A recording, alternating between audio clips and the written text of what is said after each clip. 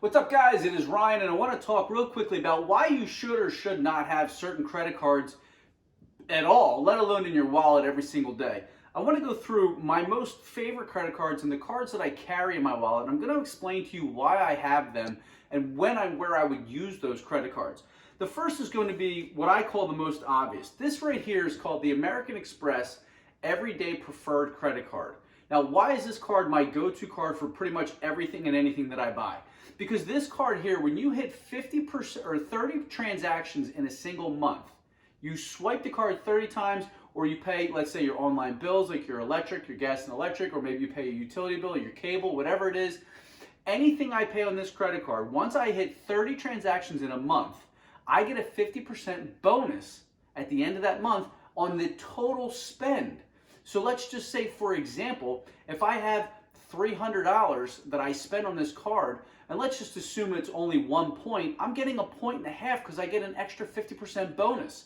If I'm getting 3%, that means I'm getting 1.5 points on top of the 3%, so that makes it 4.5%. Okay? So instead of 1%, it becomes 1.5%. Instead of 3%, it becomes 4.5%. Guys, these points all add up. Why? Because I'm using a card that I know this card here is good for grocery stores. It's also good for gas stations. And then it's my catch-all card for anything else. Again, the American Express Everyday Preferred Card. Another card that I like to keep, and I'm going to pair it with American Express, is my American Express Gold Card. This is purely my card for dining and dining purchases only, okay? I can use this at the supermarket because I get 4% points back at the supermarket, but I don't need to use it when I have the Everyday Preferred Card. If I partner these two cards up together, between my gas, my groceries, and my Friday night fast food, these are the only two cards that I need. Now, obviously, there are other cards that I'm going to use, just like the Citi. This is the Costco credit card. The reason I use this is because I do most of my bulk buying at Costco. Plus, I get the majority of my gas at Costco. Why? Because it's so much cheaper. But this card here gives me 4% back on everything that I purchase there. So why would I not use that credit card? Again, it's a no-brainer. You think about it. You go to Costco, your membership, I think the membership I have is $120.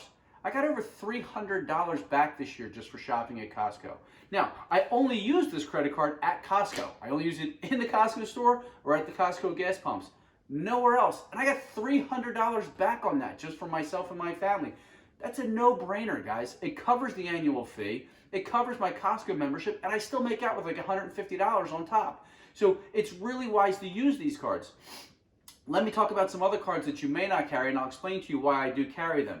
The next is going to be, well, let's just do this. I do have a business credit card. This is my American Express Business Gold, not to be confused with the regular gold. Yes, I chose the rose-colored gold for this card here because I liked it. It was different. It was cool. This is the regular American Express Business Gold. I use this for my business, which is predominantly just internet ad spend and obviously anything else like that. But for internet ad spend, guys, I get 4% back. Plus, I also can get 4% back on dining. You get 4% back on your top two categories. So for me, internet spend and dining, okay? So if I do any of my internet spend, whether it's Facebook or Instagram ads or anything like that, or if I go out to eat, I use this credit card here. It's a no-brainer, guys. Most people that are getting 1% back, if any percent back. There's still a lot of people that are using debit cards, which blows my mind. But that's why I use these credit cards, guys, because I understand how to maximize them.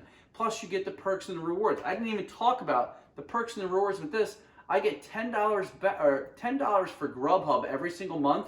Plus, now they're running a special. I'm getting $10 on Uber credits. And I use the Uber credits for Uber Eats. So between the credits I get on this and the credits that I'll talk about next on my American Express Platinum card, it completely pays the annual fee. Plus the offers that they have. You know, people don't even talk about the offers on credit cards, where you could get $5 off here, or you get quadruple the points back there. Or if you spend $100, you're getting $50 back. I just got an offer on American Express. My best friend Tom told me, there's an offer. If you spend $100 at this, you buy meats or whatever. So I bought frozen steaks. I got my first Wagyu steaks. You spend $100, you get 50 back. That's crazy. That right there covers, you know, I just got the annual fee actually. It was $550 for this card. Guys, it pays for itself when you understand them. The reason I carry this card in my wallet is because I use the benefits of the card, and so I always want to make sure that I have the card and the numbers handy. I do have the card memorized. I do keep a spreadsheet and stuff where I have access to all this stuff. But I do keep this card because I do use this often. The only time I use the actual credit card for purchases are airfare or large purchases, like if I were to buy a new computer. Now, obviously, I'm a Mac guy, so I use the Apple card. But there are other purchases that I will make where the purchase protection, long story short, I bought a set of AirPods. The dog literally chewed the AirPod case about a month into having them. Guess what? American Express credited me back the cost of the AirPods, and then I went out and bought replacement AirPods.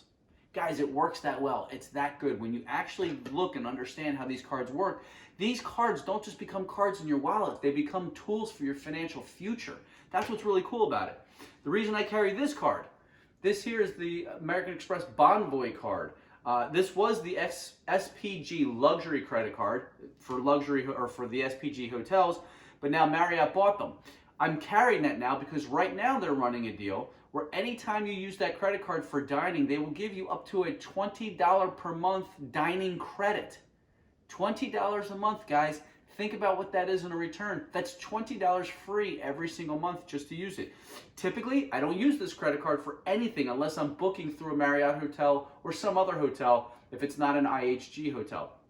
But that's the only reason this is in my wallet right now, because if I go out to eat and it shows purchases, which you can go onto American Express, you can search local businesses and it'll show you all the local restaurants where you can use this card so that you get the $20 credit, okay? When you shop small, there's a lot of different things. In fact, I think it was the American Express Platinum card that if you shop small, they would give you $5 for every, I think it was like 10 transactions, they would give you $5 back per transaction. Guys, that's free money. You think about it, it's like, oh, it's $5.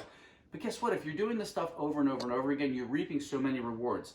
The last credit card that I keep in my wallet this was actually kind of a sentimental card because the Chase Sapphire card was the first card that I got that really put me into the points game.